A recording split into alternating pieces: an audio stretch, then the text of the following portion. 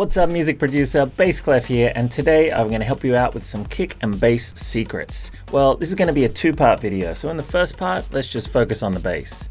Now, I work with a lot of students in our online school, and maybe a good way to explain this is that I'm going to show you 3 of the most common mistakes they make with their bass lines when they first come to us, and what we show them to do instead. Alright, let's jump into the door.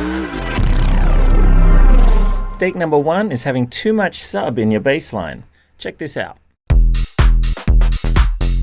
Now, some of you might not be able to hear that depending on your setup, but there is too much sub going on in that bass line, especially for a house style track. So if you're doing anything that is house, techno, trance, anything with a 4 to the floor, kick drum like that, there is a certain rule that works really well for us, and that is to give more of the sub to the kick drum, less of the sub to the bass line. In general, you could say only one can rule the low end, okay? So if you did a different genre like breakbeat, drum and bass, trap, anything with a broken beat, hip hop as well, it's usually the other way around. You usually have more sub in the bass line, less sub in the kick. You've just got to pick one, and for anything house-based, it's better to have less sub in the kick. So hear this, and let's make an adjustment with the EQ and hear the difference.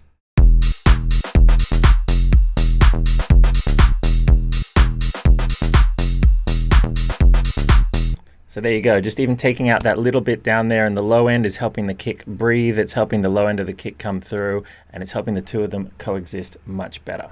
Second most common bass line mistake is having a bass line that's too deep. Similar to what we talked about before, but this is not having enough overtones. Like, check this one out.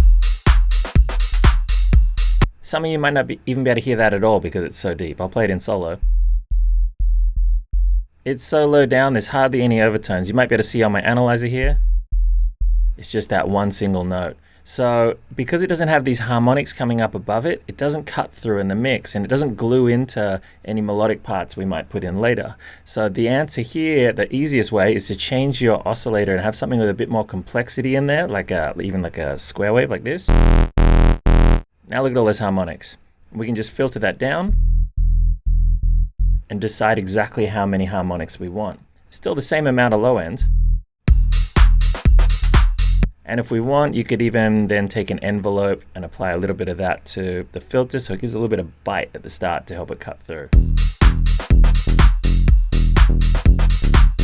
All of this stuff is going to help your bass cut through more in your mix. It's going to sound better on smaller speakers as well as big speakers, and just fill out the frequencies more even and glue into the rest of your song. Third most common mistake is having phase problems or stereo problems with your bass line. Check this one out.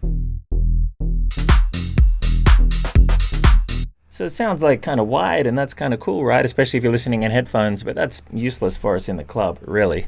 And especially when we put this into mono. Listen to what happens to it in mono. I'll do it in solo. You hear it drops in volume, right? So that's no good for us, because so often people are actually going to hear our songs in mono or in partial mono, whether it's in the club or in the corner of the club or on a Bluetooth speaker. Our mono mix is incredibly important, so we don't want any phase issues with our bass lines. We don't want them cancelling out or dropping in volume at all when they're in mono. So the answer here, if you have this going on, usually this is being caused by using unison on, if it's something like Serum. If you just pull this back from having 2 voices in unison to a single one, check this out. Much more solid. Let's do that in mono as well too, so you probably hear the jump even more. So this is the 2.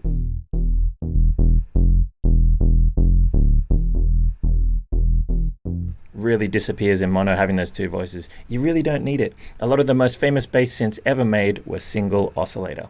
So there are 3 of the most common mistakes we see new students make with their bass lines, and tips on what you should be doing instead. Now, I know it can be difficult to identify these issues and hear them sometimes, especially if you don't have a subwoofer or a sub pack. So for this very reason, I did a special deep dive lesson on exactly how you can hear and identify and find these issues in your sessions, even without a subwoofer or sub pack. You can watch the full video for that right now in our Inner Circle group. Just click the link on screen or down below. And when you enroll, you also get access to 700 plus other videos. We even add new videos every week as well too. And you as a member can choose what videos we make next and vote on them as well. You'll also get access to our weekly feedback sessions with me and the other mentors, where we give you constructive feedback on exactly how you can finish and improve your song. You need to get it finished in a hurry, need to get it ready for label quality release level? We've got you. We'll tell you exactly what needs to be done and how to do it. So go click that link and I'll see you in the inner circle.